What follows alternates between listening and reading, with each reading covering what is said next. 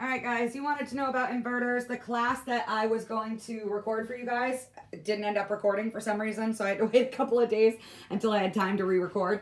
So I'm going to do that for you guys today. I have also sent you guys a whole bunch of other stuff from other sponsors. We've got AC Service Tech in there. I sent you guys the entire video catalog of his inverter mini split book.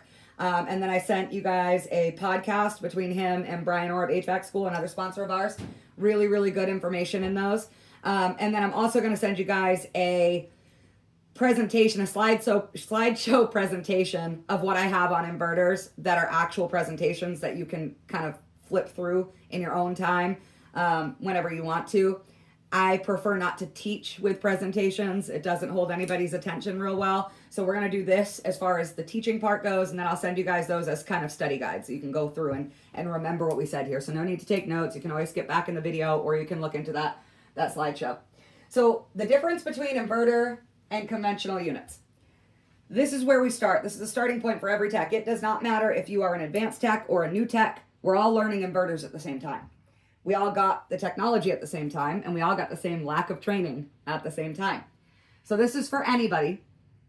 We're going to start with kind of what the differences are, what that means we have to do because of those differences. And then we're going to talk about some crazy stuff that happens with these units that you'll never see on a conventional split. So it'll give you a really good starting point at least. And obviously 856-390-4055 is our tech support line. It's free. It's 24/7 for any individual tech. Companies have to join our in-house training program, our virtual in-house training program, if they want to use it for like all of their tech. Say you have a fleet or something like that. But as an individual technician, you guys are more than welcome to call that number anytime. And I'll put it on the slideshow as well. So starting out, what are the differences, the key differences? The first one is that an inverter is a three-phase compressor. And we'll talk about that. It's a little different than what you're used to in the commercial world. It is three-phase though. And a conventional is single-phase. So though it's a three-phase compressor, that doesn't mean we need three-phase incoming power to operate it. So what an inverter does, what a mini split inverter does, is takes that AC power that we start out with when we, take our meter out and we're testing for 24 volts, we're testing it in AC, right? So we take that AC power that we get from the panel, essentially, and then it converts it to DC power to run all of the things that run on DC, which we'll talk about in this unit. And then it converts it back to AC in order to still be able to have that communication and that return path with the panel. So we're not needing to, put a DC inverter on the whole house panel in order to run this three-phase motor.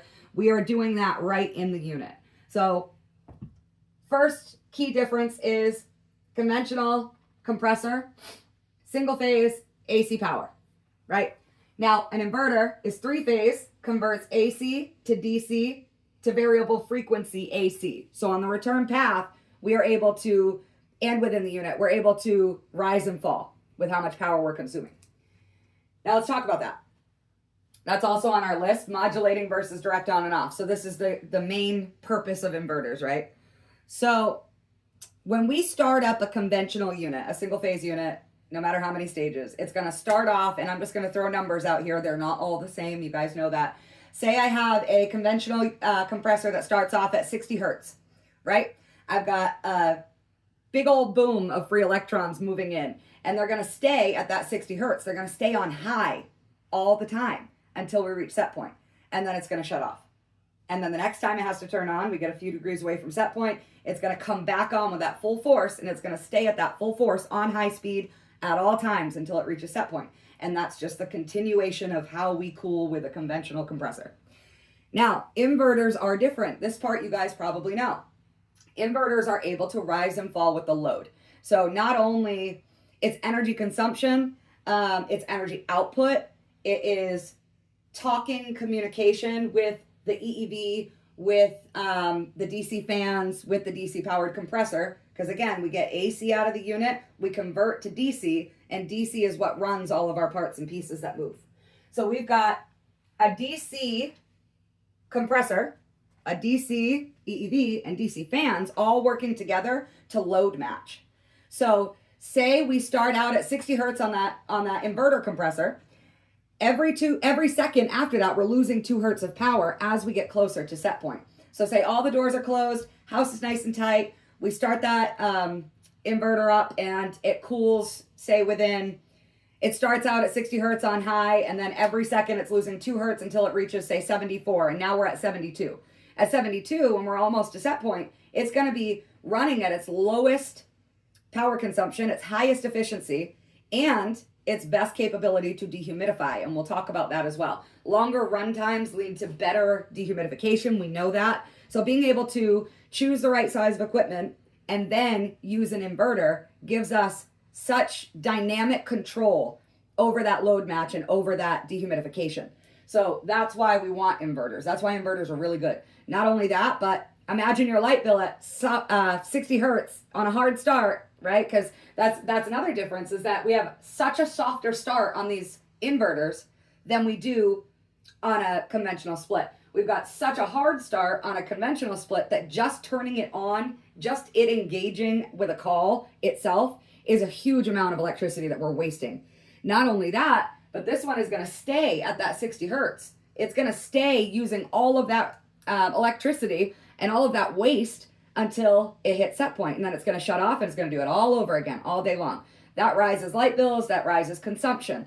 When we have an inverter and we're able to only use a tiny amount of power to keep that unit running and running long enough to dehumidify in between set point reach and in between shutting off. And a lot of inverters, if they are properly sized, they don't shut off. And that's a good thing. We don't want that, even though it's a softer start and it's got low inrush, we don't want that inrush current if we can avoid it. So if we can have a unit that will run all day long, right, and cool in a way that we have long run times and it's, running all day long, it's dehumidifying that whole time, you're going to have a very dry house. You're not going to have humidity issues, which lots of people like to attribute to mini splits or to inverters. Really, it's attributed to improper sizing or it is improper placement and design. But a real inverter that is put in a house, properly sized, in a house that doesn't have a ton of infiltration to outside, is going to keep your house really, really dry. They don't have water issues. They create water because we're removing heat and condensation happens, but they don't spill it out all over the mini split like lots of people like to think.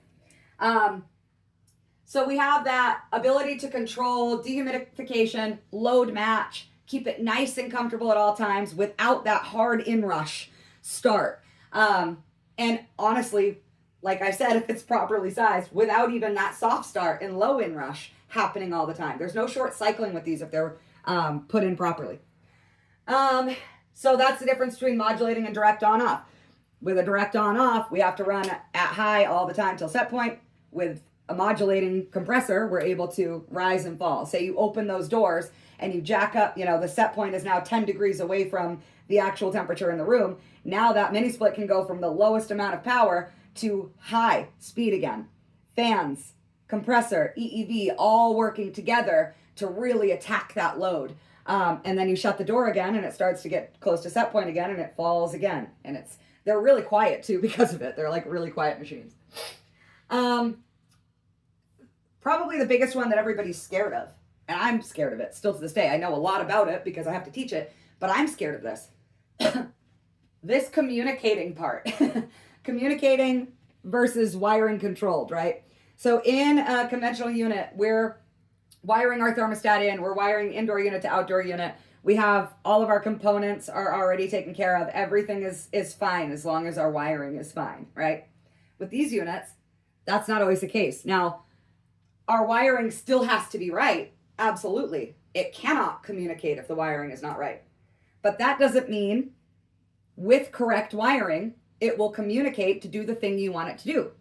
The reason for that is because it's a bunch of signaling rather than free electrons moving through a wire that is connected to a terminal that is pushing it somewhere or pulling it from somewhere. It's being signaled. It's being transmitted to another component. So we talk about the EEV, the fans, the compressor all being DC power, right? Because we have that conversion. AC power comes out of the panel. It converts to DC within our unit. It sends variable frequency AC back on the return path. Now, because it's able to do that, we have all this modulating going on. When the compressor senses a load drop, say, and it needs to variably drop down, okay? The EEV can't be pushing that same amount of refrigerant and metering that same amount of refrigerant as we were when we were up here on high. So that EEV and that compressor have to talk to each other in order to drop frequency together. The EEV is driven by a stepper motor, so there are millions of choices it has as to how much it opens or closes. But they're doing the same thing. They're modulating up and down to match that load. While those are doing that, we can't have fans that are on high speed, right? We'll freeze units up, or we won't have good airflow, or we'll raise static, or all these things could happen. So because of that, the DC fans are also being talked to. So we have all this transmission and signaling going on between the EEV, the compressor, the fans. Everything is talking to each other in order to rise and fall with the load. You can't do that with straight wiring. That's why we use DC for this as well. All of the wiring is going to be signals and transmissions from one place to another, from one sensor to the fan, from that fan to the EEV, from the EEV to the compressor. It's all connected via sensors. All of those sensors are not direct wire on off. They're reading signals, whether it be temperature signals. We have a TXV, right, in a non-inverter system. That bulb senses what the load needs, and it does what the load needs. The TXV and the compressor are not talking to each other. The TXV is being commanded in the same way the compressor is being commanded, but they're not being commanded by each other. That's a major difference between inverter and conventional split. So because of that, we have all these situations where the parameters are the problem. We go to a place, it's doing something funky, the inverter's doing something funky, it's definitely electrical, right? Say it is a air handler with electric backup, right? And it's been wired into a smart thermostat that isn't the one that came with the inverter necessarily, right? And we'll just pretend like that happens a lot. And it does and it doesn't, but even conventional splits can be bad at this when it comes to too heat, too cool thermostats. And I have a whole class on my YouTube page if you guys want to look at it. It's called It's the Friggin' Parameters, because this is not just an inverter problem, but it's a big inverter problem. So now you have something funky going on with that inverter driven air handler with electric backup. You get there, it's winter, and the heat strips are coming on at the same time as the outdoor unit. You check your wiring, and your wiring is correct. How is this happening? It's happening because inside the parameters of that thermostat, you have something chosen. Usually this happens when we have dual fuel chosen, and it's not a dual fuel unit, or we have electric heat backup chosen when it's not an electric backup unit. It can also happen because we have, the reversing valve set in the thermostat to energize on O, and not B. It's lots and lots and lots and lots of parameters that we have to make sure are correct, because that is what's controlling the unit now, not our wiring. Our wiring is only there as a means to move free electrons, whereas the signaling happens between the thermostat or controller and all of those DC parts that are all talking to each other and communicating. You can have situations where you hook up a unit, the wiring is absolutely correct, and then you go to do startup, and it says, can't find outdoor unit. Or you get a communication fault. Happens all the time. The reason for that is not necessarily that your wiring is wrong.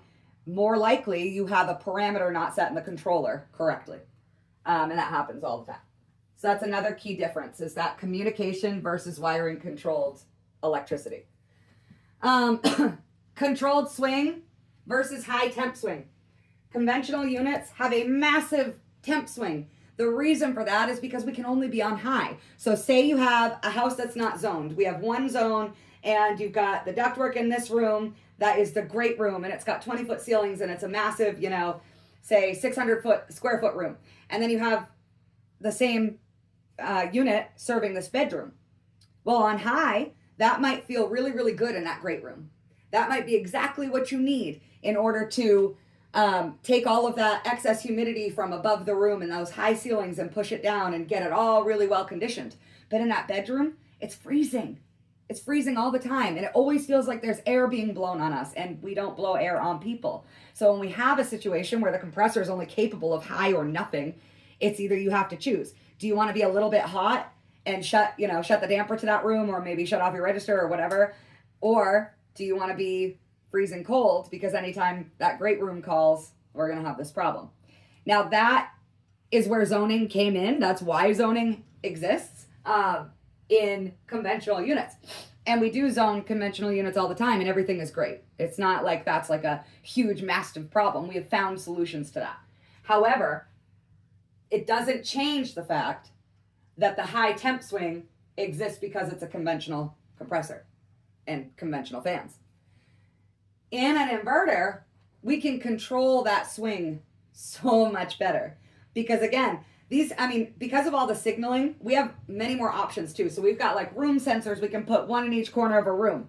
That inverter is now sensing, it's now being commanded by not only inside the indoor unit, that little temperature sensor that tells the compressor what to do, but also by all those room sensors. So now we've got all these room sensors all talking to each other, creating an average, and now that unit is treating the average. We didn't change the wiring. All we did was add room sensors, right? The other thing is, if each indoor unit is going to sense the temperature of the room and start commanding. So say we've got a multi-split, right? And we've got one head unit in this room and one head unit in this room. This room is more comfortable at a higher speed. This room is more comfortable at a lower speed. It's going to speak to those EEVs and those fans in order to match that load and make that temp swing much lower. It's going to feel really, really, really good, really comfortable. So those are the major key differences in the units themselves. Now, I want to just out the gate talk about the differences on our part as technicians. We can't use gauges on inverter units. And everybody hates when I say that. You can use gauges. There's a port to use gauges, but you don't have a true liquid line. That is the case in every mini split. There are some units for certain things that may have a true liquid line. That is not the case in what we're talking about here. So we have a discharge line that is smaller than the suction line, but it's not a liquid line. That's why there's no liquid port. So either way, you're saying, well, yeah, you just use a suction. Okay, you just use a suction. You hook up your suction, part of your gauges, we'll say probes, because we should all be using probes. We hook up our suction probe, right? And then we have the compressor comes on at 60 hertz and it's losing 2 hertz per second. All the fans are modulating down and the EEV is modulating down as well. Is that going to be an accurate read for our gauges? Absolutely not. And we only have one side to even look at. And that one side, those numbers are going to be changing every second. Every second, literally. So you cannot hook up your suction probe to an inverter, to a mini split and say, I have a 43 degree vapor saturation. Right now you do, but in 30 seconds, that could be 22. It could be 55. It's constantly changing, modulating at all times. It never stops modulating. So to hook up your gauges is a waste of your time. It is a waste of refrigerant if you're using hoses especially, and it's not good practice. We don't use gauges to diagnose these. A mini split should only see gauges twice in its life. That's going to be on startup to make sure there is refrigerant in it, right? We're not flat. We didn't get a flat unit from the factory. And then the second time is on decommissioning for the same reason. With that out the gate, we can kind of move into issues that we have, right? So most of you know I have a tech support line and I do this for a living. I own an HVAC company. I'm out there every day just like you guys are, and I'm answering the phone while everybody else is too. Because of that, I have a lot of experience in what goes wrong in inverters. I would put at number one most common fault in an inverter is improper understanding of inverter diagnosis. That's why we teach this stuff. So if I am a tech who thinks that inverters are just like regular units and AC is an AC, right? And I show up to a conventional unit and I run through that call no problem, and my next call is a mini split, I'm going to get there and I'm going to run it the same way, and I'm going to be very, very confused because nothing is adding up. I'm going to be changing EEVs that don't need to be changed, and I'm going to be, thinking there's leaks that aren't there. I swap it into heating and I've got a different refrigerant charge than I've got in cooling, right? Like, yes, hello accumulator. The accumulator is holding that extra refrigerant. We don't have that in standard heat pumps. So the accumulator, another thing that I want to talk about with the accumulator just real quick because I kind of skipped over it. The accumulator is holding that extra charge, yes. It's making sure, its entire job is to make sure that no liquid flood back happens to the compressor. So you throw your gauges on this, you think it's low, and you start adding refrigerant. You start adding refrigerant, it goes directly into the accumulator. When the accumulator is too full, it's going to send liquid directly through a J-tube, directly into the compressor. They are extremely easy to overcharge. We cannot, just like we cannot use gauges to diagnose an inverter, we cannot puff refrigerant into an inverter. We cannot hook up our gauges and go, okay, it looks like, we're at a 33 VSAT. I need to add just a little bit more to get it to 40. You cannot do that on these units. You have to, every single time you believe there's a charge issue, whether it be overcharge or undercharge, you have to recover the entire charge. Do the math. What is my factory? What is my line set? That's the amount I should have in this unit. How much do I have in this unit? That's what determines whether we're low or overcharged. That's what determines what our next step is. And our next step is always weigh it and put it back in. We are not ever just adding refrigerant or just recovering refrigerant by little amounts in this situation. Inverters have to have their charge weighed in. You will slug the compressor. You will miss a leak is the other thing. Lots of flared line sets, right? We've got line sets that are flared. We do braze with them, occasionally depending on the situation, but in a mini split, you're going to have flared line sets. Those things leak all the time. People trust factory flares, which actually don't exist, right? So when your nut is on your piece of copper pipe from the factory, when you buy it at the supply house, all they're doing is squishing that against a table to keep that nut on. There's no flare connection there. That's not a flare. It's just been squished against a table. You have to cut that off. You have to make your own flare. Lots of people don't know that. So when you're showing up for Diag, the first thing you want to look at is your supply temp, right? So if your supply temp is high, say you should be around, between 45 and 55, and you're at like a 70-degree supply temp, there's an issue. If you have, correct, say it's a mini split, you have correct airflow, your blower wheel is turning perfectly fine, you don't have clogged filters, your coil is not plugged, you have plenty of air that you can feel and see and touch, but your supply temp is 70-something degrees. Yes, you do have a charge issue, more than likely. If in fact it's in cooling and we don't have a controls issue that's swapping it to heating or something like that. For the sake of this lesson, let's say we don't. Let's say we have a charge issue. That 70 degrees is your first indicator and your best one. Now we're going to go to every single flared connection and we're going to leak search it. Not because we have any indication that it's a low charge issue, but because we need an indication that it's a low charge issue. Almost every time I go to those flared connections, also the coil U-bends on the indoor coil and the outdoor coil where it kind of goes into a U at the end of each coil run. Those are the places and those flared connections that you're going to check. Chances are you'll find a leak. If you don't find a leak, if you do find a leak, you need to recover, repair, evacuate, recharge, right? Weigh in the charge. If you don't find a leak, you need to recover, figure out your weight. How much more did I have in my unit? Chances are 10 ounces to 2 pounds. Literally, it happens all the time, especially if it's 454 and they're charging based on subcool, right? On an inverter. You can't tell that on an inverter. So anyway, beside the point. Now you have a unit that you've pulled the charge out. You've got 10 pounds of refrigerant in your recovery cylinder. With your line set, that unit should only have 8.134, right? 8.1, 8.6. Now the problem was you were overcharged and by how much. Now you put the correct weight back in, you re-evacuate, you recharge with the correct weight. Your unit now is going to be pulling down to 45 degrees on that supply side.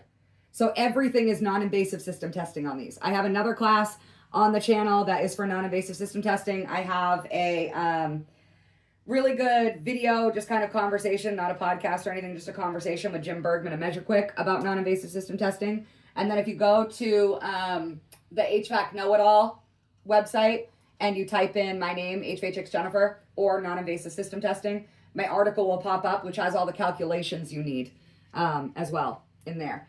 But inverters are almost always non-invasive system testing. We look for dirtiness. We should never diagnose any unit, but especially an inverter. We should never diagnose any unit that's dirty. Even in a conventional compressor, we have high head pressure, we have low VSAT, we have low, we're going to look at all of our numbers and we're going to be being lied to because our subcool is wrong, our condensing temperature is wrong, and our head pressure is wrong because the outdoor coil is dirty. So it's really just a waste of time. It's inefficient, and it kind of makes us look like losers when we are out here like trying to diagnose a unit that is hellaciously dirty. We're going to get the wrong diagnosis 3 or 4 times before we finally clean it and then get real numbers. Maybe our head pressure wasn't high at all. Maybe we were basing a restriction and changing a TXV on something that was not in fact happening because we had a dirty condenser coil. We can't let that happen, especially on inverters though.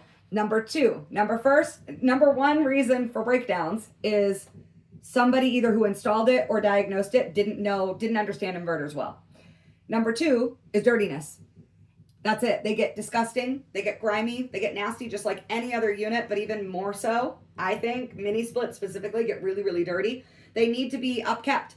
Biannual for residential, quarterly for commercial, just like anything else, they've got to have that upkeep. And if you show up and it's just a service call and you don't have a maintenance agreement, you haven't been doing the maintenance, you show up and it's dirty, that clean needs to be talked about with your customer. Your customer needs to be educated about that, and they need to know that you're going to have to clean this unit. I mean, for a diagnosis, do you need to pull all the plastic off the indoor unit and clean it? No, but I would sell that as a separate. I would definitely put that as an add-on. I would say this is an option. I have to clean your coils though before I can move forward with this diagnosis. And that's every time. Not only is it good for business, but it's good for your customer. They get a service that they desperately need in order for this to stop happening, and you get an accurate diagnosis. Really, really important. Okay. So let's talk about the crazies. So we have a board controlling our signaling out to all of our components, namely our EEV. That board is controlling that EEV based on temperature so that we can get close temp control in the home, right? Because of that, there's a lot of things that can go wrong. When you add more electrical, more signaling, more transmission, it's just like if you had a copper pipe and you added a fitting every 30, inches. It's just more chances of a leak. The same thing happens with power. Power leaks. Ghost voltage is a real thing. I have a whole class on ghost voltage as well. If you guys are interested, you can look it up on the YouTube channel. So ghost voltage, let me show you guys here. Ghost voltage happens. It's much more common in the high voltage world just because there's more voltage in the high voltage world, right? But even in low voltage, wires, think of a wire as a copper pipe, okay? You've got a wire with free electrons moving through it. The copper pipe with water moving through it, right? Now imagine if that copper pipe was made of sponge material. It wouldn't hold the water in real well, right? Wires are not encased by anything more than sponge material, essentially. So wire insulation is very important. It saves lives every single day, but it's not incapable of leaking. And not only at the ends where we've stripped and we have exposed wire, but down the whole wire itself. So when we have wires that are close together, that electricity is leaking out of both of those wires. Say we have 10 wires, and it's much more common the more wires you have closer together. 2 wires you may not have any ghost voltage. 20 wires all together in a run may have a lot of ghost voltage.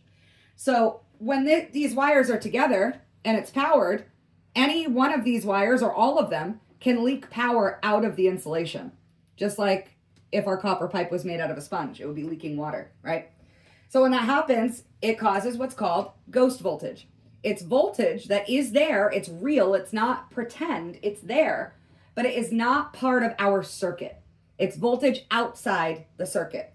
What happens is that voltage starts to create its own induction around those wires. So no matter which wire I touch here, it's going to have the same amount of ghost voltage because I have this induction field of magnetic voltage going kind of around my wires now that are all clumped together. Happens super, super often. It happens in every unit. But because inverters were designed like this, we just have in the outdoor unit, in the indoor unit, no matter where, we have this constant clumping of wires. They're always so close together. There's always so many of them. Look at these little transmitter wires here. I've got a run of 1, 2, 3, 4, 5, 6 wire, right? Plugged into this Molex. I've got 1, 2, 3, 4, 5 wire plugged into this Molex. I've got this going on all over my board, everywhere. Every single place that you see that, and then everything around it as well. I've got capacitors right here holding capacitance. We don't have capacitors on these units. That's another big difference I should have told you about before. We don't have capacitors and contactors on the unit like we do on conventional splits. We have capacitors on the DC bus. So these are DC bus capacitors. They're on the board. We don't touch them. We don't replace them. The whole board gets removed if we need to. But say you power off your unit and then you go to touch in here, you'll get zapped every time. This is still holding power, even with all the power off to all the units. You have to be very, very careful when you're dealing. So like this board goes on the outdoor unit like this. That's what you see when you open the unit. And that's because this holds power. It's not safe for you to be playing around in there. So the only time we want to be in there really is if we're trying to look for char marks. We want to see if, this part of the board blew up or this part of the board blew up, or if it smells like smoke in there, right? Or melting wires in there. We want to be able to look at that stuff, but that's really the only time we pull this out. And to replace, obviously. We've got all of that going on. And then we also have, I don't know how well you guys can see this. We also have this kind of steel bracketing and 2 refrigerant pipes going through it. That's to cool the board. So we're cooling the board with refrigeration when the board is controlling our refrigeration. So that's pretty great too. When we have all that conductivity, right? So say we get a surge on this. The number one place that the surge goes to when an inverter gets a surge is this steel plate, this copper piping. It's covered in heat sink, but the more you mess with it, the more you pull this on and off, the heat sink goes away. It, disappears over time, whatever. So you might have a big smear right here where somebody touched it and there's a smear and that's just open to the electricity. Now you get a surge, boom, it's gonna end up right there. Very important to keep the heatsink on everything that it is on. And when you replace something, you have to replace the heatsink too. You can't just replace the part. So now we have all of these wires everywhere. Also, all of these little doodads here that you see on the board itself, those are all solder connections. All of them. These are all transmitting. They're talking to each other. They're communicating. They are doing different things. They're not there for no reason. Then you've got filaments, you've got fuses, you've got all of this electrical stuff all in such a tiny, tiny space, right? Just to show you guys before I put this down. This is the power head of our EEV here. And then we've got, so obviously to the EEV, we've got 6 wires well. And then look at this. This is, all of these wires are probably 5 or 6 wire, and they're all led to Molexes. And then those Molexes plug in for power. We've got this loop here. All of that is creating ghost voltage, which is an induction field around the wiring. So because of all that ghost voltage, not only is it, ghost voltage isn't dangerous to humans, but our meter picks it up. So one of 2 things likes to happen when we're testing these units electrically. One is the person doesn't know that they're DC power. So they're testing an AC and they're getting, 35,000 milliamps or whatever they're getting. Or, kilovolts. It's crazy. You have to test in DC power. You have to know that about them before you start testing anything on them. So that's one thing. And the other thing that happens is we test, say something should have 5 volts DC, we get 18 volts DC on our meter. We assume, well, that's more than 5 volts. We don't think about the fact that it's a crazy number, right? What that is we probably have no voltage at all. We could have 5 volts, but we could also have no voltage because that 18 volts is being picked up with our multimeter because our multimeter is so sensitive that it's able to pick up ghost voltage. So you stick your multimeter in, a place where there's an induction field from all the wiring that's around it that's swimming with ghost voltage, and you pick up 18 volts. You don't actually have 18 volts. You have 5 or you have 0, but you don't have 18 volts. So lots of people assume that they have their power where they need it, and they don't. Or say it is AC. Say it's an AC unit, and you test and you get 18 volts on it where there should be 24. You say, how am I only getting 18 volts here? Well, you can't. because that board is not capable of giving anything it's not asked for. So the next component in line that's asking for 24 volts is asking for 24 volts, not 18. So if your board is giving 18, it's not real. It's ghost voltage. You're getting 0 volts. That's no voltage at all, okay? So keep that in mind. But with inverters, ghost voltage is a real problem. So our meters pick it up, but a wiki stick, you know, the little stick, you stick it to see if it has voltage, it lights up and maybe beeps. Those can collapse ghost voltage. So if you have a situation where you get 18 volts and you're supposed to have 24, take your little wiki stick and touch it around and then turn power back on, that ghost voltage will be collapsed. You'll be able to actually test for your 24 volts now. You'll either have 0 or you'll have, 24, 27, whatever. So leading from all of that, all the ghost voltage and all the weird, transmissions we have from these boards and all of the electrical problem spots that we have possible to create an issue, we get the crazies. And these crazies are only in inverters. These are little known crazies that people who work on inverters all the time know about, but there's not bulletins going out about this stuff. The manufacturers aren't, sometimes they'll admit that they happen, but only if you catch them, only if you're like, it actually happened to me, and they're like, oh, okay, yeah, that happens. But you're not going to hear about these. The first one is gremlins/ghosts. Gremlins, we believe, come from ghost voltage. We don't know how, we don't know what it's affecting because it can't actually, it's like a ghost. It can be there, right? And you can even, know it's there, but it can't affect you. So we don't know why exactly the gremlins happen, but they only happen in inverters, mainly mini splits. Mini splits are big for gremlins. Gremlins are when some weird communication problem just consistently happens, but intermittently. It's not happening every time you use the unit. It's not happening on startup all the way to set point. It's like something that happens that feels like a glitch, right? And that's why we call it gremlins. Gremlins tend to do things behind our backs, and then when we catch them, they're gone, right? That is what a gremlin is. Anything like that happens. For example, I have had many carrier infinity units that have gremlins. Essentially, you'll go to turn it, say you turn it to cool. You come back an hour later and your remote's in dry. You turn it back to cool, thinking maybe I did it wrong. You come back an hour later, it's in heat. Something weird like that you're not making happen, that the unit shouldn't be able to make itself do, that's a gremlin. The only way we have found to fix a gremlin is to shut off all power, turn on all power, let it run for a minute in cooling or heating, if whatever you're in already, swap it manually with the remote to whatever else. So say you're in cooling, you start up, it's running, it's cooling, you have cool air coming out. Now you take that remote and you force it into heating so that it trips the reversing valve back the other way. Let it run for a minute, trip it back into cooling. Shut off power, cycle power, usually the gremlins are gone. We don't know why. Obviously, my guess is it has something to do with the 120 volt circuit, because reversing valves are not going to be 5 volts DC, right? So we've got high voltage to that.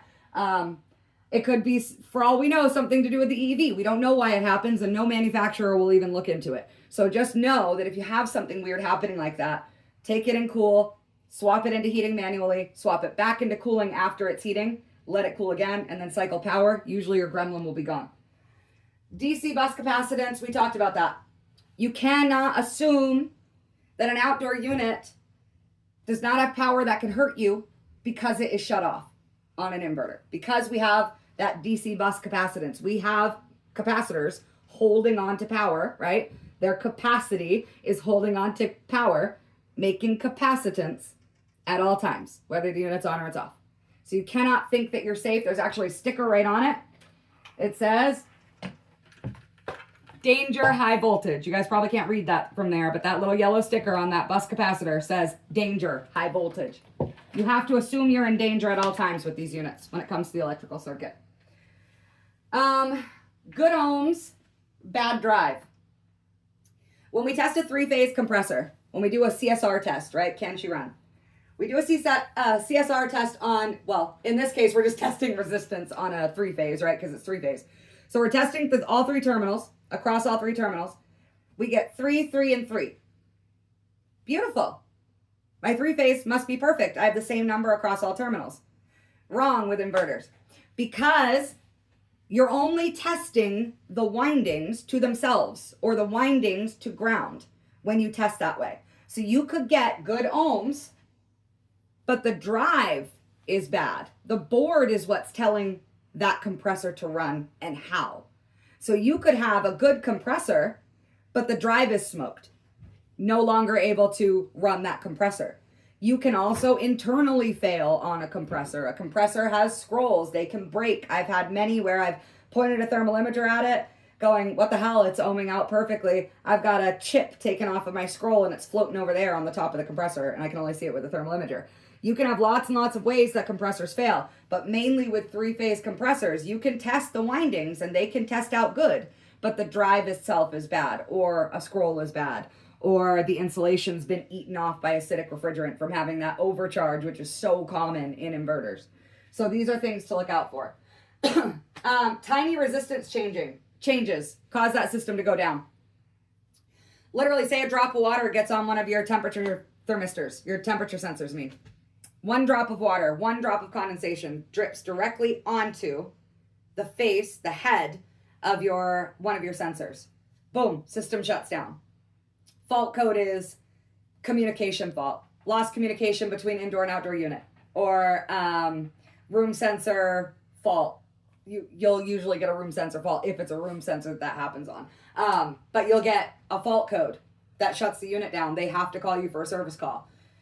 If you're getting those calls on an inverter and you don't put eyes on those sensors, make sure that they're not put in a drip spot or in the line where, maybe the drip drips and then it splashes up and touches that sensor. You're doing yourself a disservice. You will not find the problem. It will drive you crazy. You'll think it's a gremlin. You'll have no idea what's going on here. You'll end up calling the manufacturer tech support 10 times and getting a new unit.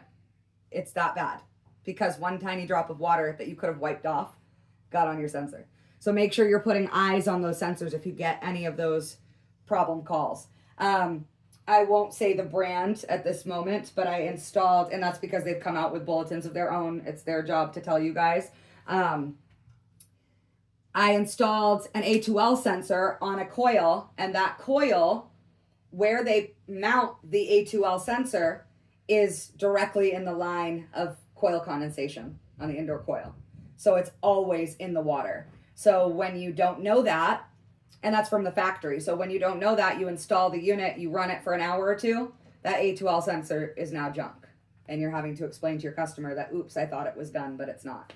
You can dry out the sensor usually. I did, and I was able to move it. Like I talked to the manufacturer. They said, yeah, you got to move that. We put out a bulletin, blah, blah, blah. Those models are gone now, but you happen to get one. You need to move that mounting bracket. So look for water. Look for anything like that.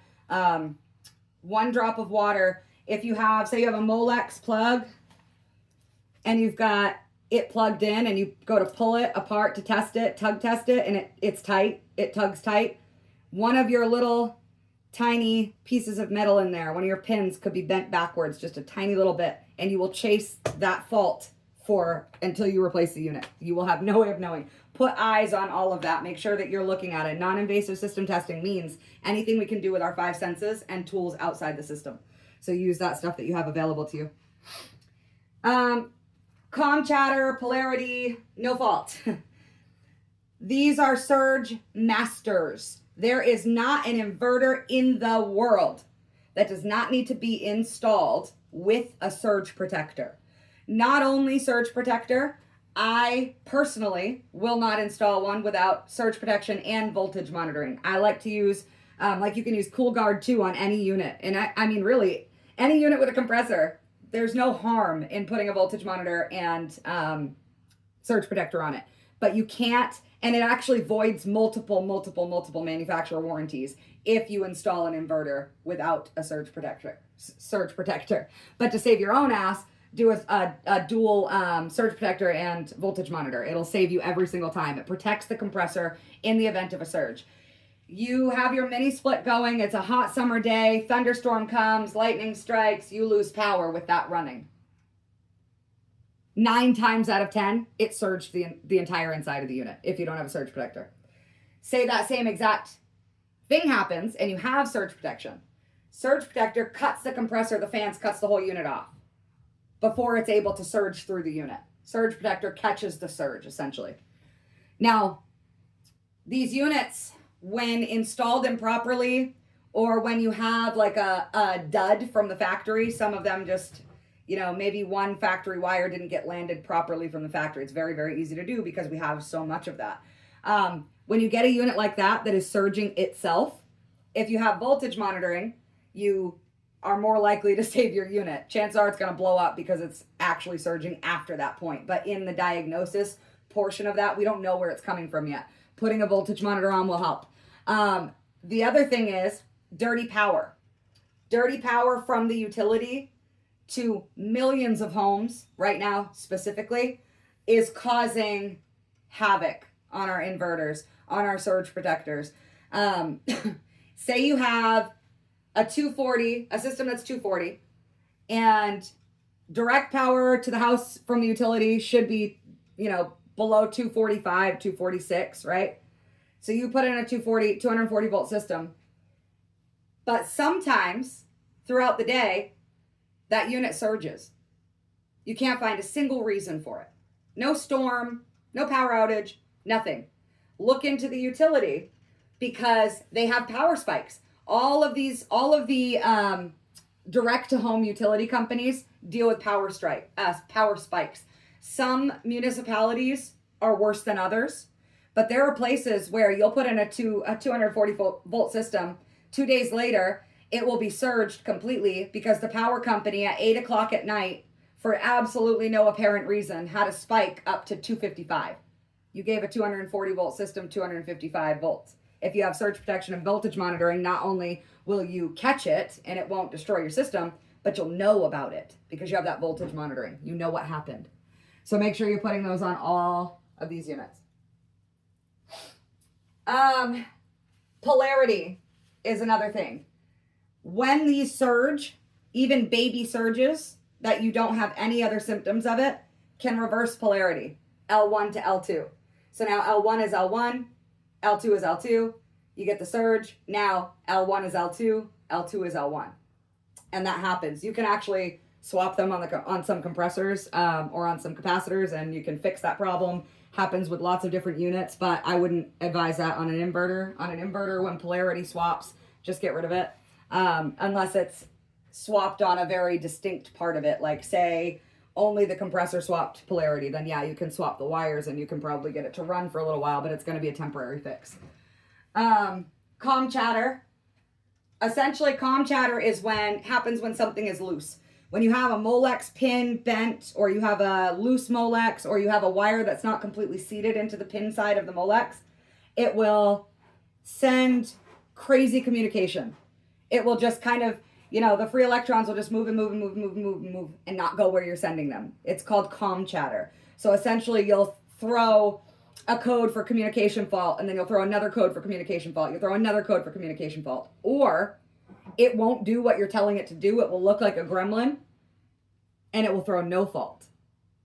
Always look at the communication side for calm chatter when that happens. Try putting it in different modes, seeing whether it does what you command it to do and how long does it take to do it. If not, does it swap back to something else? Does it go to something completely different? In that case, you might want to take out your Molex plugs for communication and check that all of your wires are seated in there really well. Make sure the Molex is fully seated. It's not sticking out on one side of the clip. All of these things are going to be super, super helpful to you. All right, so now that I have driven all of these things into your minds, and you guys absolutely need time to process, and I have sent you guys so much other stuff too that I want you to do kind of in your own time, please remember a couple of things. The first one is the tech support line. I'll say the number again, 856-390-4055. If you are a technician working at a company, even if you're working for yourself, you may call that line and get help any time of the day. There are 3 of us on the line. I have 3 or 4 days. Jimmy has 3 or 4 days, and then Maddie's on Mondays. He's helping us out for the time being because we are dying on this line. We get so many calls, and we only have 3 people on it. But we're all technicians. We're all specialists in something. So say you call Jimmy and you have an inverter. or you have a commercial refrigeration unit, Jimmy will get a hold of me. I will take, or hydronics or steam. Jimmy will get a hold of me because that's my my specialties. If he can't walk through it himself or doesn't want to, he thinks you'd be better placed with me. He'll get me. On the flip side, Jimmy is an inspector. So say you're doing an install and you're like, I'm wondering if the inspector is going to flag me on this, if I'm going to pass inspection or not. I'm going to send you to Jimmy because he would know better than me, right? So we are constantly trading off callers if we need to, but for the most part, any one of us can troubleshoot any HVACR unit, period, in existence. Industrial, commercial, residential, doesn't matter. We can help, and we will help, and we will not stop until we've helped you, which gives us a 100% diagnostic rate throughout the line for 4 years. And that's because we have manufacturers who sponsor us, who are right there. If it's a manufacturer specific thing, we can send you to them. We will not leave you until you have a correct diagnosis and a plan to move forward. So use that line if you need it. It's also a training line. Say you're like, I know I learned this, or I know what I'm doing, but I'm second guessing myself. I need to verify it. Call us up. Say you think you know the diagnosis, but you want someone to bounce it off of. Call us up. We're there for everything that you could possibly need. All right. And then we have, I just want to give you guys some of the facts about these. The U.S. has a common misconception that mini splits are new. They are not. I live in Maine. I'm in the Northeast, so we are probably the last to get them. Only in like the last 5 years have we had this boom where it comes to, rebates and these kinds of things. But we have gas and oil heat here. We're still 52% of homes in my state are still oil heat. And really it's necessary still. There are units that are capable of heating in very, very cold temperatures, but not every unit is capable of that. So we still have a lot of dual fuel, a lot of gas. We're just getting into the heat pump stuff, and especially inverters. Mini splits, however, were actually invented by Toshiba in 1957 in Japan. They weren't put out to market for residential use until the 80s. But again, Toshiba. Daikin takes it after that and invents VRF like in 81. So, I mean, we have had inverters, mini splits, VRF. We've had this stuff for years and years and years everywhere else on the globe. The U.S. was the last to utilize them. That does not mean they're new. There's a lot of information out there if you look for it. If you have specific questions, you can come to us at the coalition. If you're not a member of the HVA-Chicks coalition on Facebook, go join it. Answer all the questions or we won't let you in. We have no trolls. We've got 9,000 members. We have nobody being assholes to each other. Everybody's there for the same reasons. We've got instructors, techs. We've got tool giveaways from our sponsors. Right now we have a raffle going on where you can win an entire Senville mini split. You can win personal CO detectors from TrueTech Tools. We have a TrueTech Tools discount. We have training every Saturday morning. We have training every Saturday afternoon at 2 p.m. Eastern on our YouTube. And then we also have at 10 a.m. in the morning on Saturdays, we have a tech hangout, sponsor, manufacturer, trainer hangout where we just hang out on Discord and talk about what we worked on the last week or whatever, what's going on in our lives. It's really cool. It's a great community. We're happy to help. You guys can join. You can post. You can, ask for help if you need it. Offer help when someone else needs it and you're really good at something that maybe they're not great at. It's a really cool place to be. Again, if you guys need more training or training on a different topic, please reach out to me. I will get it right to you as soon as I can. It might take me a week when I say tomorrow, clearly, but I will make sure I get it to you. If anybody has any questions about this, about the PowerPoint presentation, about any of the stuff from Brian and Craig that I sent you, just let me know and I'm happy to answer your questions. All right. Thanks, guys.